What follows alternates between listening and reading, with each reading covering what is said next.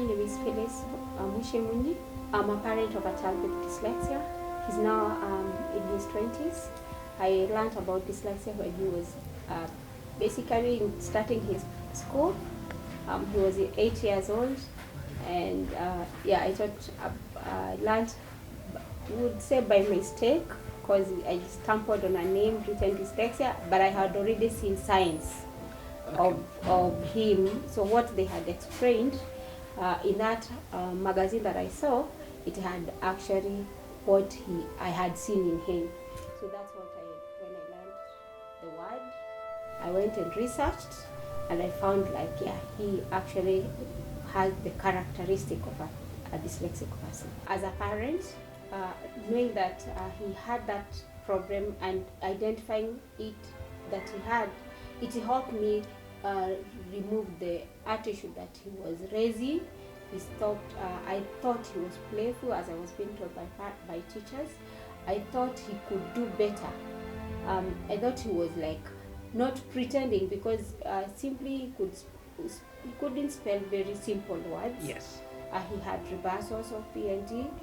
He was not even able to read, and I thought probably if he worked harder, he would read. But once I learned from the newspaper, that magazine, and now from research, I learned he was not pretending.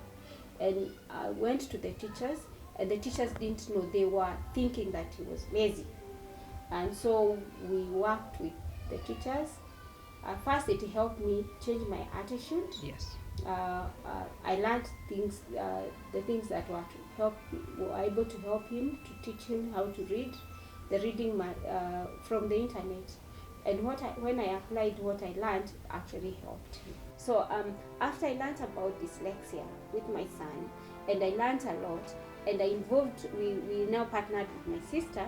We worked with her to create awareness. On her side, she also had her child who was dyslexic, and she was a teacher, and she went on teaching other children, and we kind of partnered to create awareness. By and by, we needed now this information to go broader. Yes. The scope to increase. And so how would we do that? We realized that we needed a platform. And the platform was to register an organization. And that's how Dyslexia Organization was registered. So we read about it, shared with parents, shared in all forums. Wherever I went, chamas, mothers, guilds, church, wherever I went, I shared about this condition. And it was surprising how other parents were suffering. Many people came forward saying, I also have a child with that problem. So in 2012, we looked for a place, a house, 3-bedroom house, because I couldn't actually take them in my house. So we looked for a house that had 3 bedrooms, so we could have 1 bedroom for boys, 1 bedroom for girls, and we had built a class so that we can I can be teaching them from that place. Today we are celebrating 10 years of formally introduction of dyslexia and creation of awareness in Kenya.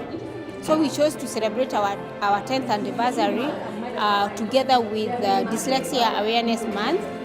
And also we light up the UAP building red, because it is a global movement about creation of dyslexia awareness. So we had the light up red, and now we also had a dinner at the UAP building to celebrate the 10th anniversary, and also create awareness about to the parents and raise funds so that we can be able to go in the field to talk to teachers, because we realize if at least 3 teachers in every school are able to understand and support children with dyslexia, it will reduce the number of children in the juveniles, children in crime, and children dropping out of school because of not being understood and realized.